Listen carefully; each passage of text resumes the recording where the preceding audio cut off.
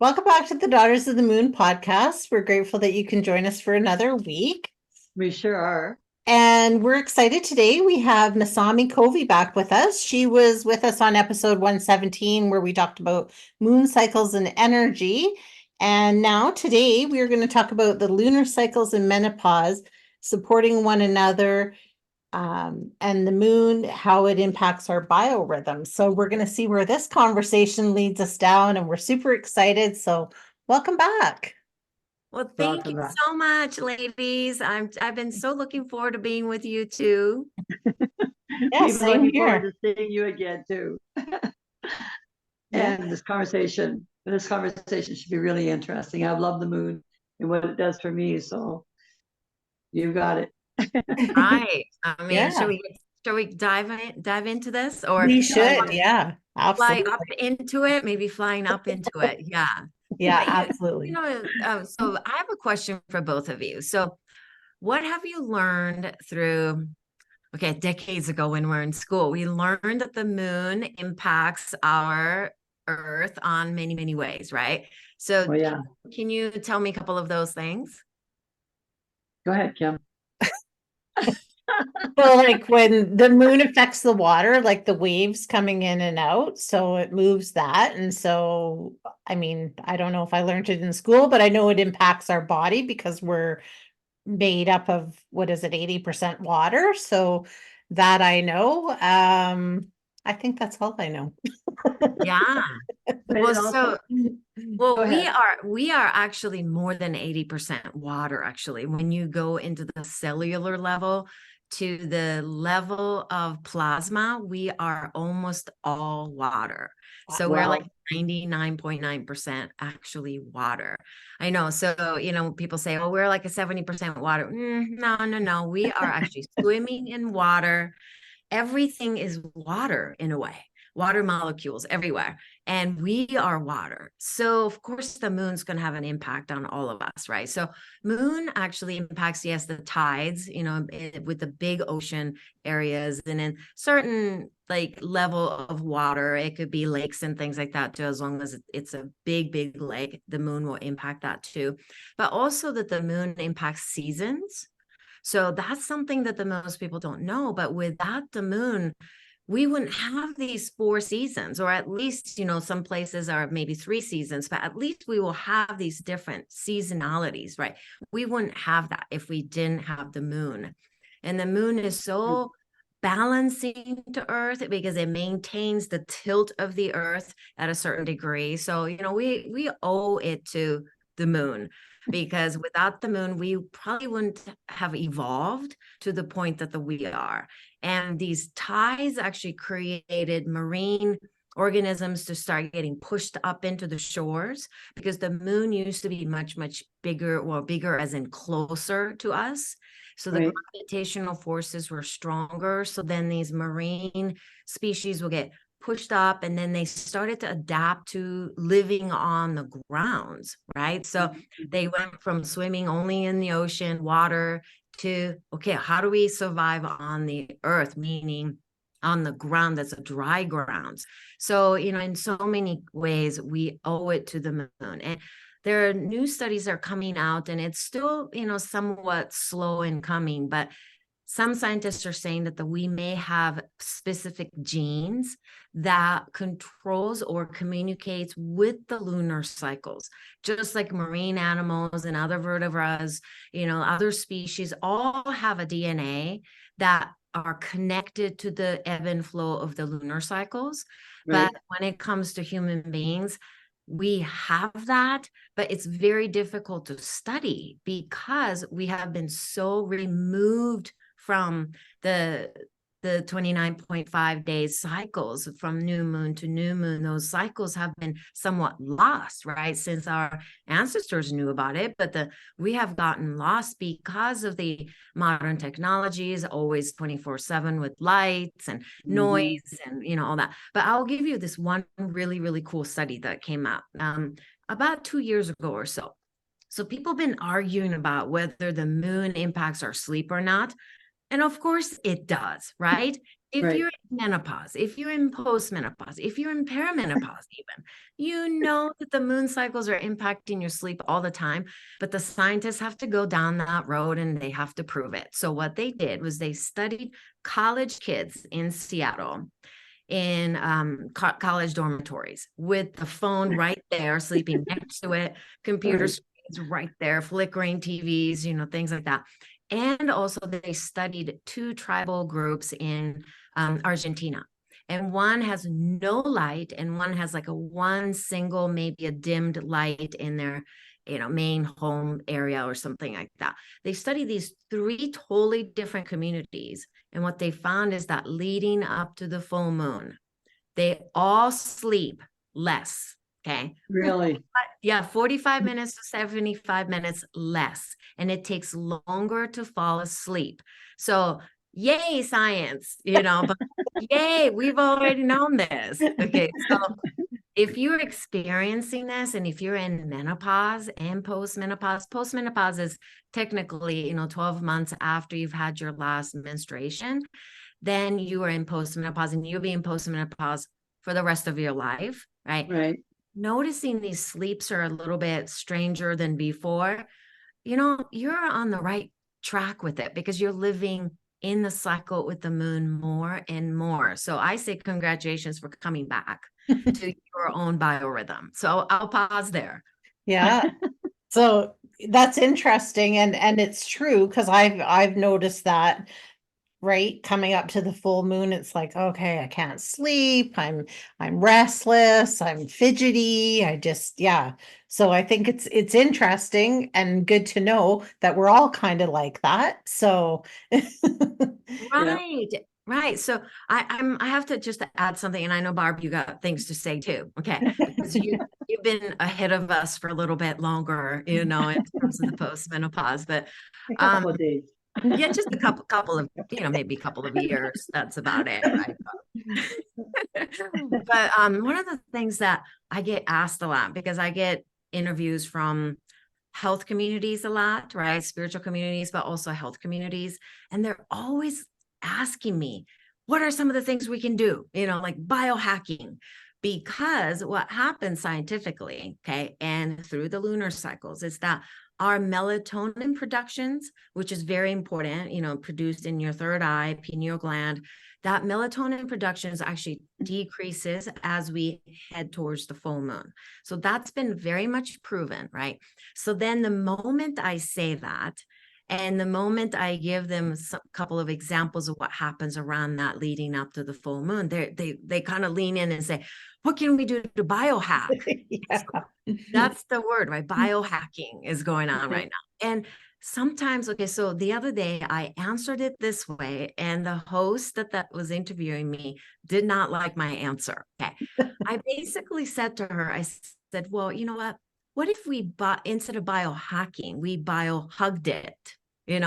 We embrace the fact that this is just the cycles that we live by. And if you're having difficulty sleeping and really not having really good solid 8 hours or so for those 72 hours, let's say, leading up to full moon, can we just have like a community, can we have like women's network or channel that you can turn on in the middle of the night and say, are you up too?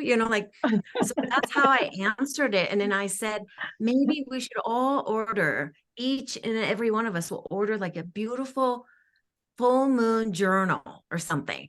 And then we get to kind of communicate with our dreams and our, different realms, intuition, your guides and connections that we make with the cosmic level during that 72 hours.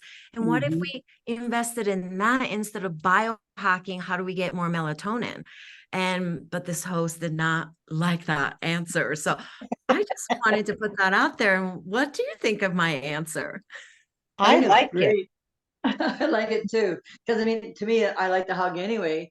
And I find that when you're going through difficult times, when someone gives you a hug, it's like, well, okay, that can bring you right back to reality for a few minutes and go, oh boy, forgot about doing that nice stuff for myself, right? So no, I like it. Yeah, I like it as well because I find I think too often we're always looking for that quick fix. How do we fix ourselves? How do we, And why can't we just learn to live with the moon and the cycles of the moon? And, what would we accomplish if we were doing a dream journal at that time, or Oh, journaling, beautiful. or connecting with other women and sharing our experiences? I feel like that would lead to a way different and more beneficial than trying to get that. How are we going to biohack into some more melatonin? That's my Nice thoughts one, on Kim. I mean, so I caved a little bit, in that interview, and I said, well, I mean, you could try up to 10 milligrams of melatonin, but please ask your health practitioner. That's kind of how I went. But, Right. coming back to the biohugging though, what happens is that leading up to the full moon, but basically, and I'll talk about this a little bit more in terms of like maybe the waning part of the moon too, but our oxytocin is a very short-lived, maybe neurotransmitter or hormones. Okay. So as you know, the oxytocin is like the love hormone, right? It's what makes you feel like cuddly and connected. But we as menopause and postmenopausal women, we actually need a whole lot more oxytocin. It's like it's something that you get lost, you lose oxytocin easily.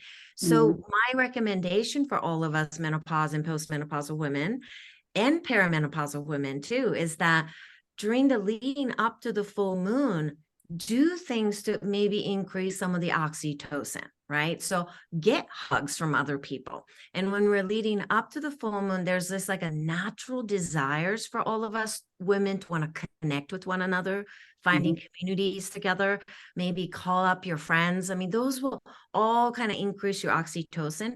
Maybe cook for yourself and create a beautiful meal, because when you're tasting really delicious foods that you prepared for yourself, and maybe even a glass of wine, but glass of wine can actually lower your abilities to sleep. So if I were to biohack, maybe you shouldn't do that. But doing things like that, maybe play some music that you haven't listened to in a while, and dance around and bless your foods while you're making it.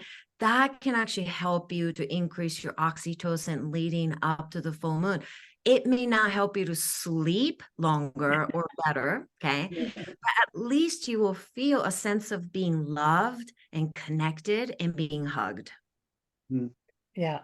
And we can all use that anytime, right? I agree. Like I've always said, try to find your feminine side no matter what. And near a full moon is a good time to do it. Or try to put it back into place, because sometimes we try to get so much into the world, we forget how to love ourselves. So, yeah, the moon is a good time to do that. I agree. Good choice on your Right. part. Yeah, and I think too, like if we can embrace these things and we know, okay, we're not going to sleep. So how, what can we do to bring some of that oxytocin in so that we have those feel good, so that when we're not sleeping, we're not agitated and frustrated and those kind of things. And instead we're taking that time that it's like, well, I can't sleep, so what can I do? Where can I, embellish in my life that is a good thing, because we've led up with this other stuff to help us kind of get through that little hump. Yeah. Right. I mean, there are a couple of things that, okay, if I'm twist my arms and I'll tell you a little biohacking. Okay. I mean, there are things you can do, besides like taking melatonin as supplements, right?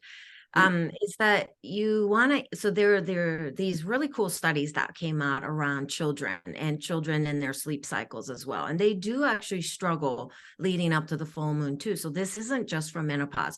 So this is kind of tough, let's say, your grandkids come and visit you during the full moon. Oh my gosh, they're going to be wired and tired for the next 72 hours. So, you may need to tell your, grandkids, yeah, let's pick the new moon time, because then you're going to go to bed earlier, you're going to sleep longer, right? Things like that. So maybe you can organize your dates in a calendar, 29.5 days, a little bit differently. But the one of the studies that came out was suggesting that maybe allow yourself and your kids to play a little bit more leading up to the full moon, those 72 hours, like have them do a little more exercises, maybe go out there as a family, go for longer walks, maybe do activities that will get all of us a little bit tired. And I thought that was really, really good. And also that ties back into, you probably heard of lymphatic system, right? Yeah. So there's this system that is in your brain called glymphatic system. So GLYMPHATIC, glymphatic system. Okay. So that's the lymphatic system of the brain. So the brain actually increases in its weight as you go into the full moon. Isn't that cool? Right. That is very cool. Right. But what happens is that you could get too much junk in there, right? So as you are leading up to the full moon, I'm sure many of you had like ruminating thoughts and, oh my gosh, I got to do this, I got to do that. And then you have a checklist that you forgot to put it on. And, your mind just will not relax and quiet down. So that's another reason why you don't sleep either, is that not just a decrease in melatonin, but increase in retention of the fluids of the brain that keeps all your crap just floating through and recirculating in there, right? So when you do the movement, so like when you go for an evening walk, I think evening walks are really good leading up to the full moon, because then when you walk and you move your arms in the rhythmic ways, that's what drains the brain, right? Do things to drain the brain, not just for your grandkids, but for yourself too. So all of you can just like start to fall asleep on the couch watching, some sort of movie. Yeah.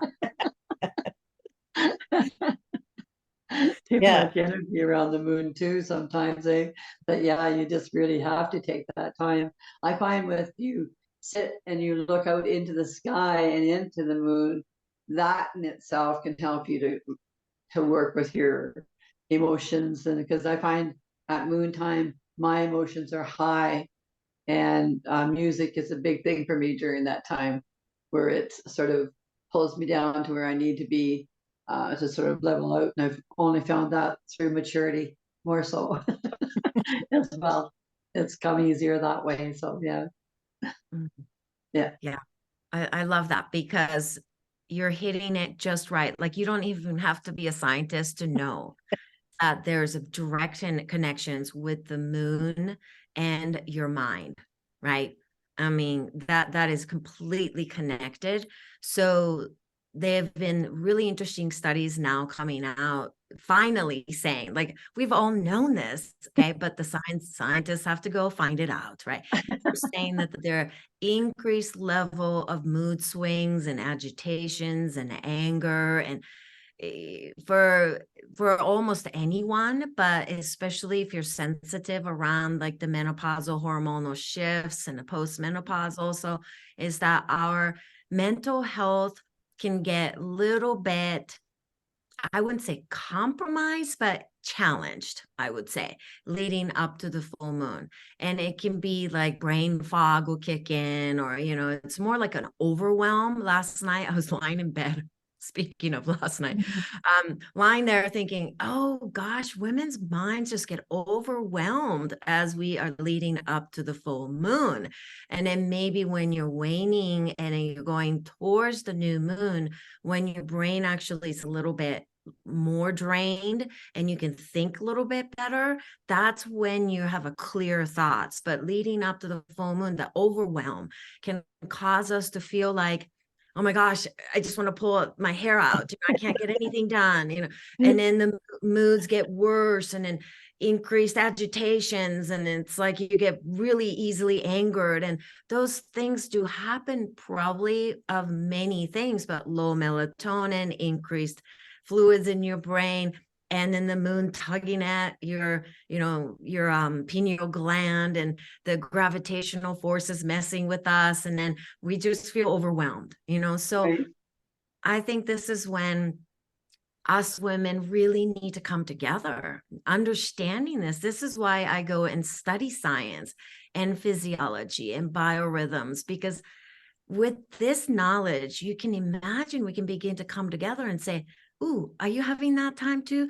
Then you could say, I hold that space for you, or I understand what you're going through, because most of the time we just want to be understood. That's Right. true. Yeah. That's so true. I Yeah. like that. I hold that space. I like that. Might have to steal that one. Yeah, do it. Steal all you need to. Yeah. Well, and it's sense of community too, which I think is really important because then you feel like you belong in that community, and being a part of a whole is better than trying to muddle through it on your own and figure out, right? And somebody's going to say something that you're going to be like, "Oh yeah, you too? Oh, excellent. How do we get through this? Oh, I heard on this podcast, here's some ways. Go for a walk." Right? You know what I mean? I think that's really great. And then to have the science back it up is wonderful too, because then it's showing that these are facts. Right. Yeah, true. Exactly. We're not crazy. Well, we are a little bit. Okay. I got the lunacy, moving through my veins. But yeah, it's helpful. I think especially in the Western cultures where we do put the science on the pedestal, and Right. then say, well, who has proven this? Well, there are proof now, so we don't have to just be called you're crazy, it's all in your mind. Well, it is in my mind because of the moon is tugging at my mind, so and your pineal gland is actually now seen as the lunar sensors, True. one of the lunar sensors. So it's actually sensing the gravitational forces. It's very sensitive. It's a very sensitive spot in your brain that responds to light changes. So the sunlight and the darkness. So it really requires kind of the making sure that the evening gets darker, dim your lights, maybe use candle lights. Those are really, really helpful for your pineal gland. I also think that it's not just operating from the light perspectives, but it's impacted by the gravitational force of the moon. And that's what that study that I, originally told you about, those 3 places that are one with the blaring lights and sounds, the college kids, and the other ones are, in somewhere nowhere and with silence and darkness, and they're still having issues of sleeping. So it's not always about the light, because that's where everybody goes. It's like, oh, you just need to get a mask, eye masks, and you just need to darken the room, and you have to make sure that it's a good temperature, and there's a lot of hygienes around sleep. But I also think that growing up in an Eastern culture like I did in Japan, sometimes we look at the Western cultural mindset where we all think we can override the nature is not the best way to approach this. That's a very masculine approach. That's a very solar approach.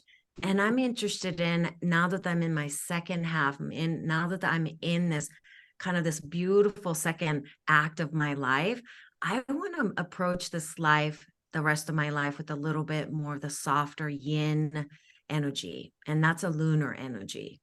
Yeah.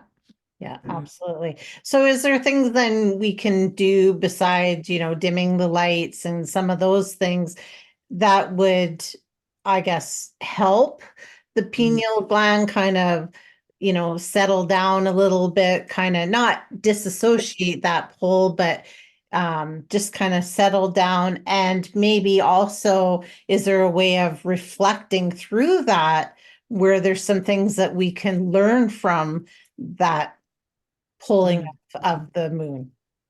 Yeah, that's a good question. So pineal gland really needs the morning sunlight.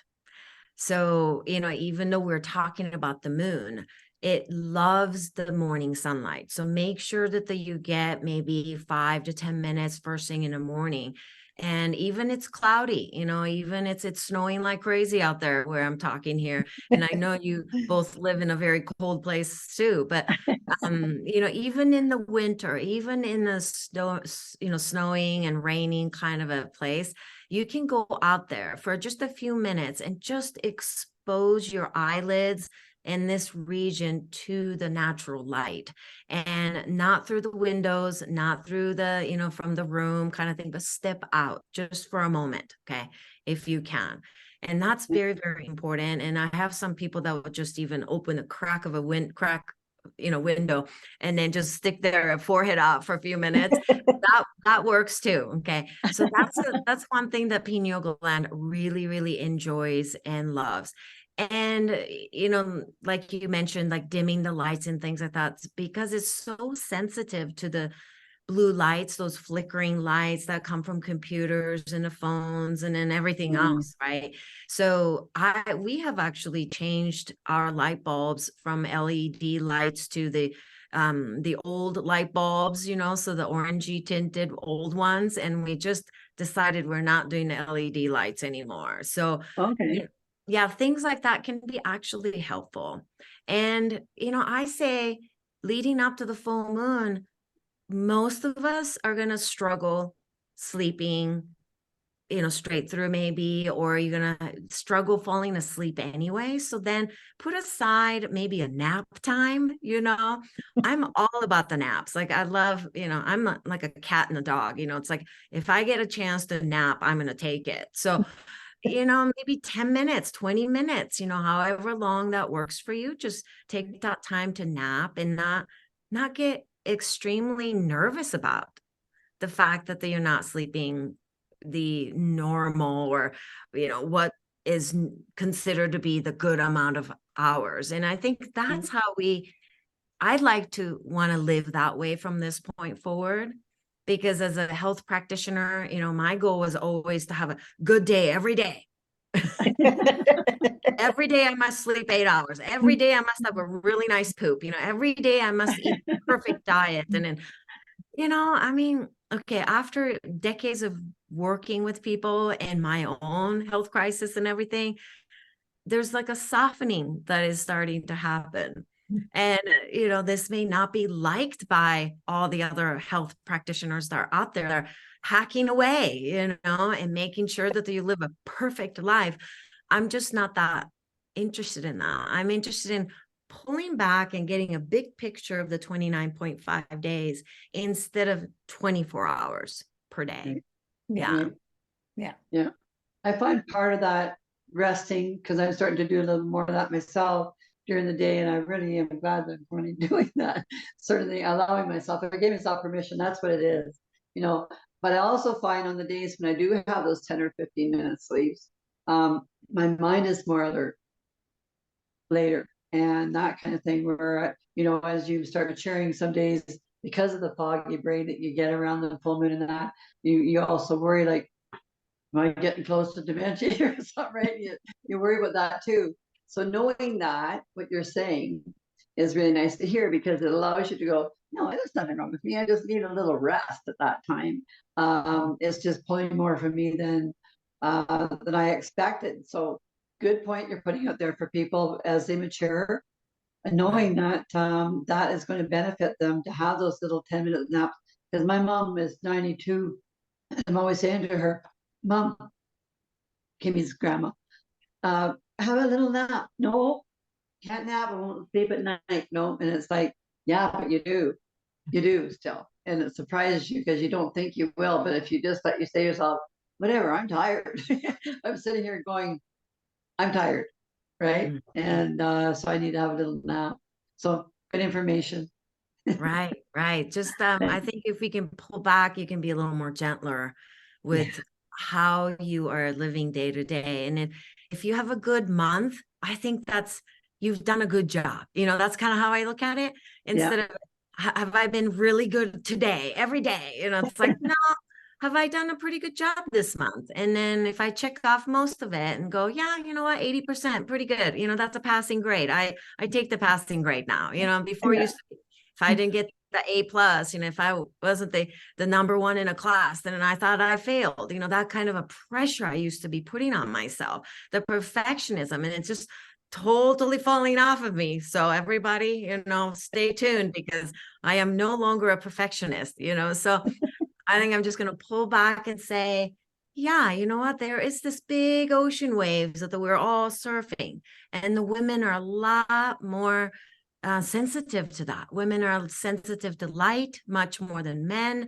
So if you look at your husband next to you that's just snoring the moment he hits the pillow and he's asleep, and then you're just so jealous of him, or you just want to elbow Yeah. him so he wakes up with you.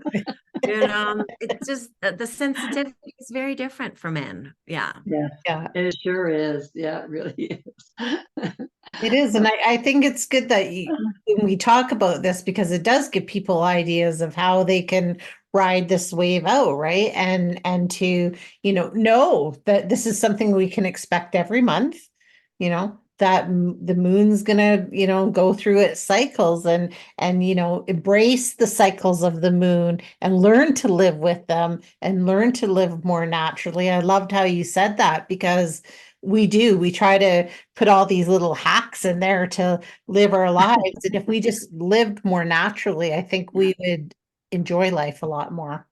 Right. That And is the truth. because, yeah, I'm so glad both of you are saying this. And Mhm. I'm glad, because I sometimes feel like, is that just like, shortcut or something? I mean, they look at me like, don't you have better things to tell me? And I'm like, no, I'm at the point in my life that I want to embrace the cosmic level energies. I'm a part of this. How come humans are the only ones that are like going against it? Almost all species, like I said, I started out this conversation saying we all have the DNA that's connected to the lunar cycles. And why would we be different from other species? We all share that DNA. Right, It's just that we right. have lost ourselves. We are lost. So when you can become sensitive, I say, welcome home. I'm really glad you're sensitive to this. I'm glad you're sensitive enough to notice it. Instead of saying, oh my gosh, how come I'm so sensitive? It's like, oh my God, this is fabulous that you are finally returning to the big picture of who you are, and that we are not isolated species. The human beings are part of this animal world as well. We are part of this earth as well, and so on and so forth. And it becomes really a humbling experience for me, to be honest. It And is. yeah, when you can start to understand the lunar cycles, you can actually begin to notice your hormonal changes as well. So even when you're in post-menopause, you still are producing estrogen, right? You're still producing your own progesterone. Yes, the amount will decrease. That's normal. Testosterone will decrease as well, right? And other things will decrease as well. But you can actually look at it and say, okay, maybe I can support my estrogen leading up to the full moon, because that's a really nice time to actually support your estrogen. And when Mhm. the estrogen is up, you will have more of oxytocin as well.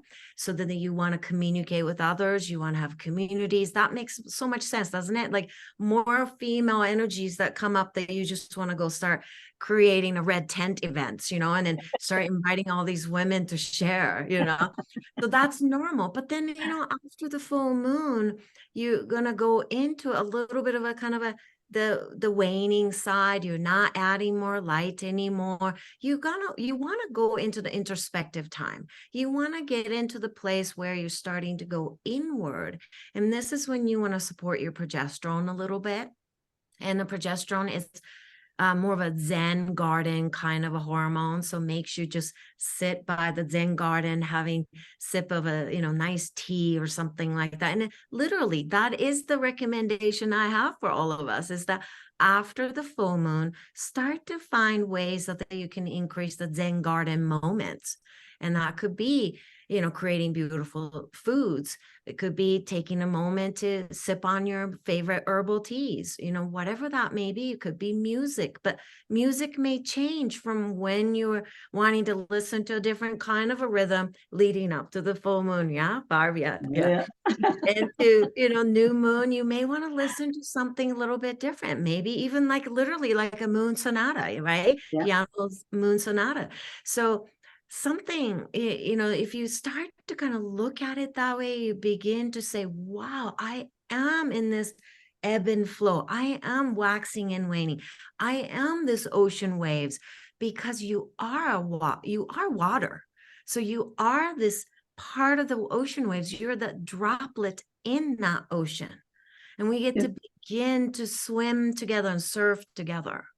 It's so interesting because being all this water, and if you look into a fishbowl or look into where there's fish in an aquarium or something, it's hypnotic to watch them swimming the fish, and it's hypnotic to watch them, and it really does do things with your brain to calm it down, just being in an aquarium, right? And I guess that's why when we're young, most of us like fish bowls too, right? When we're young, they really do attach to us because we found something that gives us a little bit of rhythm, smooth or riding rhythm, which is, I guess, like you're saying, like we are, right? Right. So Exactly. beautiful. Mm.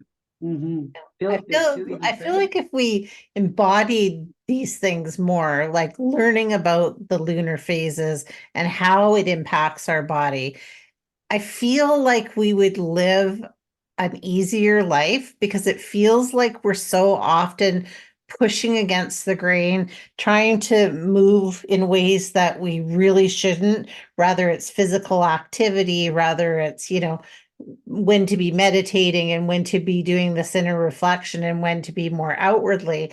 I feel like we would live a more satiated life if we could adopt some of these things and find out some of these different ways to go with the flow, so to speak.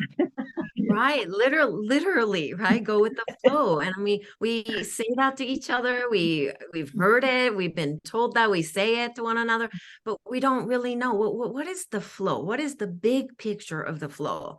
And the big picture of the flow could be actually coming from the lunar cycles, the circa lunar cycles, instead of just the solar cycles. And I feel like a lot of us women have been like boxed in to only looking at life from the solar perspectives. And it's really interesting when you start to study women's hormonal cycles versus men's hormone cycles. Okay.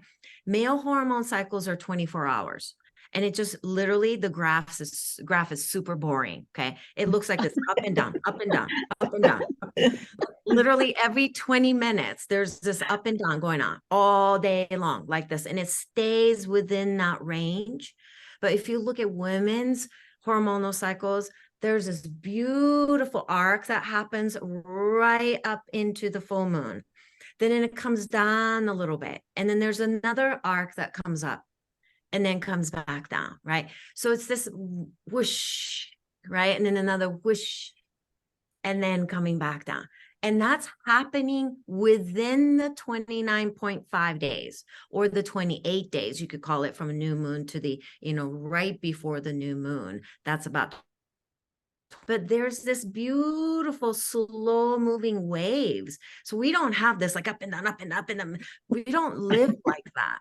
But the society wants us to fit into the up and down, up and down, up and down, and stay within the range. I mean, so you can kind of start to see and feel, wow, this is what we are doing to everyone, from the school system, from preschools to kindergarten to elementary schools to so on and so forth. Okay. To university years, to, where you went to work, and everything else is geared towards living like this. Right. So if you can bring this into even your grandkids' lives or your school systems, let's say, then for me, it's like when you're adding the light, you have more you can absorb a little bit more. Okay. Absorption goes up. Like I said, the brain actually gets a little bit heavier, right? And bigger, right? Inside the weight of it. That means you can add a little more information to it. Okay. You can actually teach kids a little bit better with that. But you have to be careful around the 72 hours around the full moon, because these kids are going to be a little bit wired and tired, right? And they will tend to want to go for sugar. They will want to eat crappy stuff. I mean, because when you don't sleep that well, your blood sugar will get dysregulated. So then you want to get munchies in, right? So you do want to watch out for a little bit. But maybe that's a great time to be like leading up to. So when you're adding the light, teach the materials. But after you're done with the full moon, what if you reviewed the things what if you just like reflected on things instead of adding more stuff when the moon is Flame to the fire. Yeah, it's interesting. I find that as I mature in life here, I become calmer and I'm willing to accept things for what they are, sort of thing, on the most part. And but I find also that with my grandchildren, I do that. I say things like, I don't know why you do that. If you only knew, that that's not going to mean anything to you down the road, and you're getting yourself into these little pickles will not mean anything to you later. Stop them now. And I'm always trying to say that to the grandkids of some sort or another. And they always go, oh, Grandma, you're always so calm. And I giggle to myself, because I don't know, I am not, but they keep telling me. But I'm just saying that what you said there, yes, let these young kids know that they don't have to live in this world of pulling their hair out and feeling like they have to keep up with the Joneses or whoever the case may be, right? That they can actually have their one foot in front of the other and be very firm in their footing and know where they're going at a very young age if you just show them the moon cycles and how they can reflect with it. I like it. right. I And I like would it. love to have that as a part of the curriculum in the school. If we can teach kids at a young age to pay attention to this bigger ebb and flow, not just the sun rising and sun setting, but Yeah. there's a big picture that is also pulling and tugging at all of us. And in school system can, if you, create a monthly cycle so it's a little bit more in the flow, a natural flow, and say, okay, kids, that the moon is starting to get darker and darker. So we're going to do a little bit more exhaling kind of a learning. So breathing techniques can actually, emphasize more exhales, but also exhaling of what we've learned, process it, digest it, instead of piling more and more onto their plates, so, and we're doing the same thing as adults too. Yeah. When you were growing up, you came from Japan, and I was just looking at something on the internet. You can tell me it's garbage or it's not, but do they actually make you sleep or have a rest during the day in Japan when you're in school? They didn't have nap time. I mean, nap time was, ended, the first grade you start and then the nap time did end. But the Japanese school system we have a very long hours for eating for lunch. And then we have a long time after that for playing and resting and whatever you choose to do.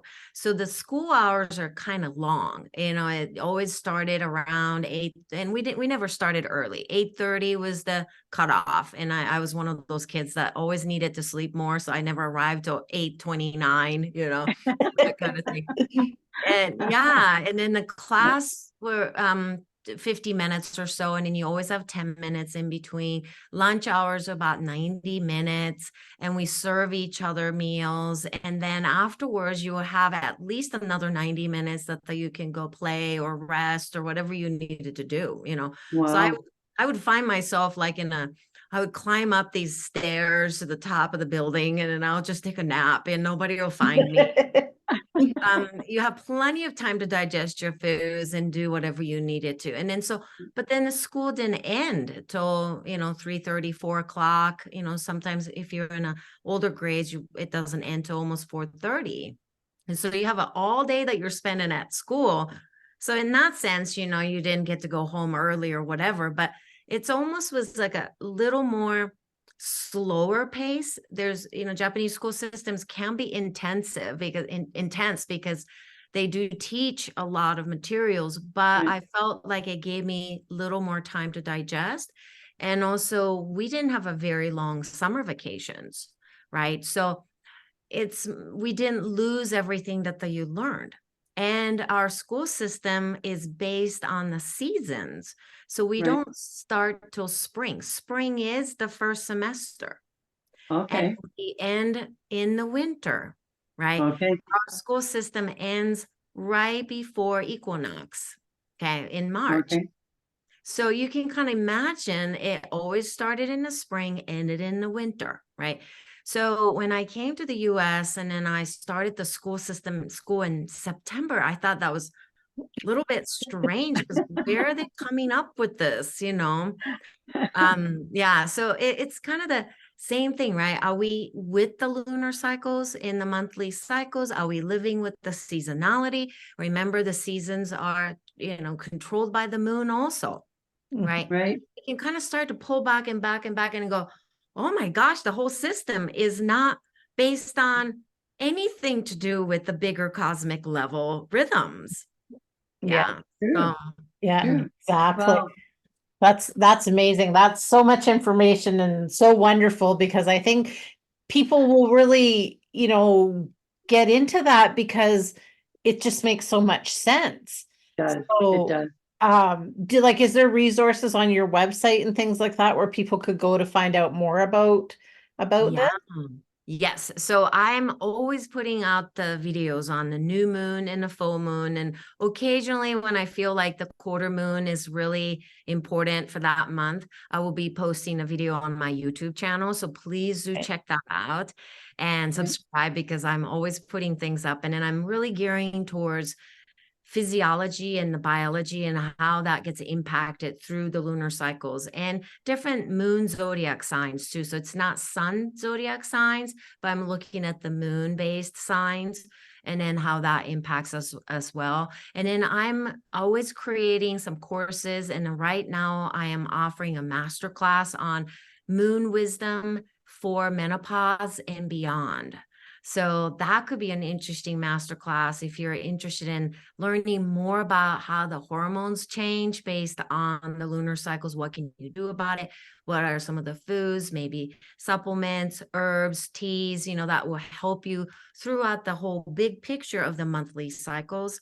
And other things are just the science that I'm learning around the biology and the moon, and also how to honor kind of the darkness of the moon too, so it's not always about the full moon, it's not always about the light, but it's about really honoring the quiet stillness, the darkness that really invites us to get to know who we are deeply. And that's very, very important as we go into the second half of our lives as women. Yeah. Yeah. So I Absolutely. have all kinds of things up there on my website. So check out Perfect. Good masamicovey.com. stuff. That's great. Yes.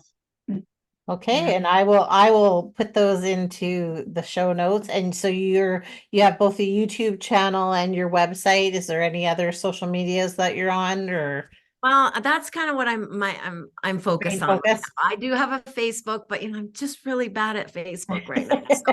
So check out the YouTube, that's where you'll find me all the time. Sign up for my newsletters because I send it out and I do a lot of kind of live calls and things to answer people's questions. And as Oh, I'm beautiful. learning, I'm sharing all the time. So Right, which is wonderful, and we really appreciate it because then we grow together, right? Just That's the right. message keeps going. So if you had to leave a final thought with everybody, what would it be? oh, keep listening to these two beautiful women. That's Oh, number one. Oh, thank you. They're doing good work. They're really, really doing good work. oh, you're a sweetheart. You're a sweetheart. We appreciate it. I mean that's it. I think what I want to do and join me in this mission is that I want to create a movement.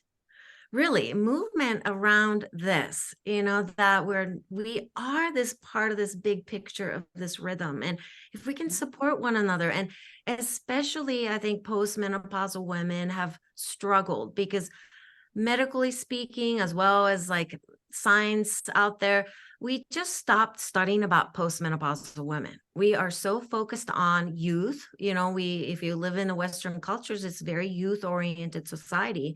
Yes, And it is. we're not paying attention to women who are That going matter.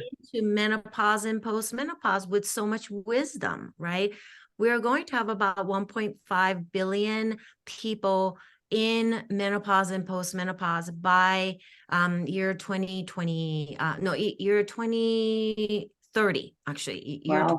2030. That's not too long from now, right? So we can't be ignored anymore. Okay. I refuse to be ignored. And yes, exactly. And I just think that if we can begin to express ourselves and start talking about the fact that, yes, I am sensitive to the bigger rhythm of things. And that's not because I'm crazy, but that's because I know that I'm a part of this earth and I'm a part of this cosmic flow and I'm part of this universe and I'm proud to be that. And if we can say that more and more, I think more of us that been feeling like this, but we have to hide ourselves away, will come out and we begin Nice. to reach for each other. So join my movement that I'm creating. Yeah. I love it. Okay. Yes, I second Okay. that. That's amazing. Well, we appreciate you sharing space with us so much. So, it's always a pleasure to have you on. You have so much knowledge, and I think it just, for us, that goes with what our mission is of putting out there to get people aware of the things in life. So, And you do it so very much. well. You do it very well. Oh, thank you. You two are so beautiful. I'm just so glad that I was able to meet both of you through the moon. Yes, Thank you. yes, See you, us, see you us come as and join us well. again. Yes, You can join us again yes, too. yes, we would love that. And everybody else, tune in the next time. You betcha.